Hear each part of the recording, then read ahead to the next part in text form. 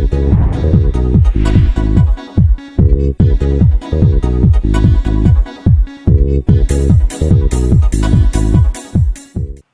guys, I am Vinayak from nifty9.com. Do like and subscribe to my channel so that you can learn more about stock market trading and investment. In today's video, I am going to talk about how to get an allotment of an IPO. So IPO is a wonderful source of trading because if it's a good company and if you get an allotment, your money will double in a day because most of the IPOs are now listed more than 100%. That is the reason why I am attracted to IPO. Before I was not an IPO guy because I have had some bad experiences. Before, when I used to apply for IPO, either I would not get an allotment, and even if I get an allotment, those stocks would be listed below its issue price. This was the problem which I was facing, because of which I stopped IPO. But nowadays, after seeing a lot of IPOs, especially in the year 2020, where most of the IPOs have listed more than 100%. So I thought of getting into IPOs. But the same problem is still there. That is, when you apply for an IPO, you will either not get an allotment, and if you get an allotment, the listing will be less than its issue price. So now I have come out with a solution where there is high chance of you getting an allotment. So what I did, instead of applying one application, I started applying it in my family member's name with multiple applications. So I used to apply one lot in my name, one lot in my wife's name, one lot in my father's name, one lot in my mother's name. But this worked well till I came across IRFC, because I did the same thing for Burger King, I did the same thing for Chemcon, and it worked well. Because out of 4 or 5 applications which I had put, there was only one allotment, which is what I wanted, because I did not want more than one allotment. But when it came to IRFC, everyone got allotted. So I got an allotment, my wife got an allotment, my brother got an allotment, my father got an allotment, my mother got an allotment.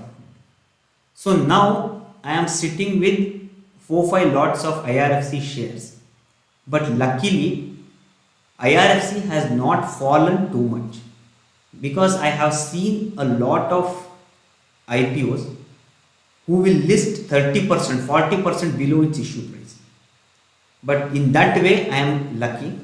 So the day it even goes 1 or 5% above the issue price, I am planning to sell everything.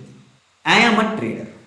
So my intention of IPO is not to invest and keep it for a long term. My intention of entering IPO is within one day your money will double if it lists 100%. And nowadays you can see most of the stocks which are listing is going up 100% on the first day. For example, Indigo Paints, Burger King, and many other stocks. So when it goes above 100%, I will not be selling my entire stake. I will sell 50% of my stake and make the other 50% free. And I just leave it in my Demat account and forget it. So that is the strategy which I have adopted. But applying with multiple members of your family has the risk of getting allotment for everyone, and if it lists more than the issue price, good. But like IRFC, if it lists below the issue price, then that will be a problem. So what I have done is, I have formed a group of 10 members who are traders, who are interested in IPO, and who are not in my family circle. So they are all my friends, and most importantly, they should be trustworthy. You can't do this with people whom you cannot trust, because this involves money, So I don't want to do this with people whom I don't trust. So when you are in a group of 10, usually there will be 4 to 5 members who will be interested in an IPO and others will not be interested because they might not have the money or they may not like the company or whatever might be the reason. But we apply for an IPO from everyone's account. On the listing day, if the person who was not interested got an allotment, he will sell the shares in the open market and the person who is interested will buy the shares from the open market and the difference money will be transferred among them. So this is the process. In this, there are 3 cases. Let's say out of 10 members, 4 members are interested in an IPO, but we apply in all 10 accounts. And let's say only 4 people got an allotment, which is the best case scenario, which is what we want.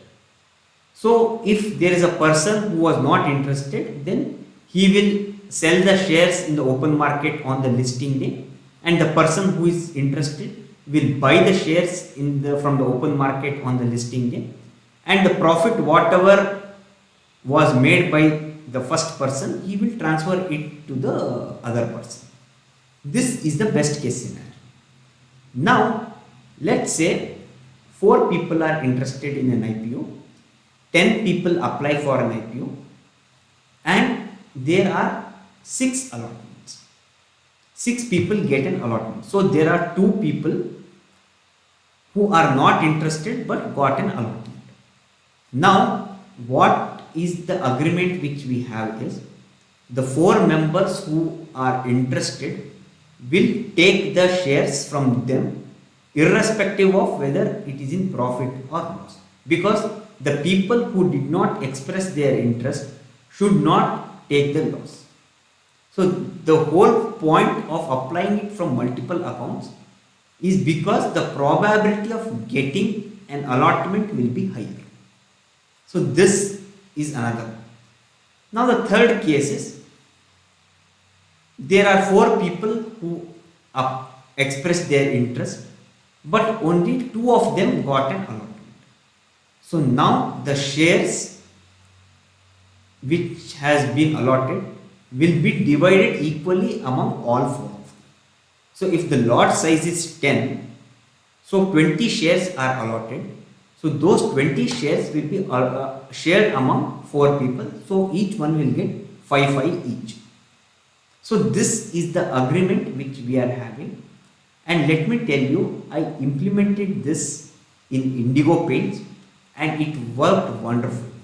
So from now, I am planning to implement this for most of the IPOs which we want to do it. So I hope you guys understood the concept and the process how to do it. So form a group and start implementing it. Thank you for watching.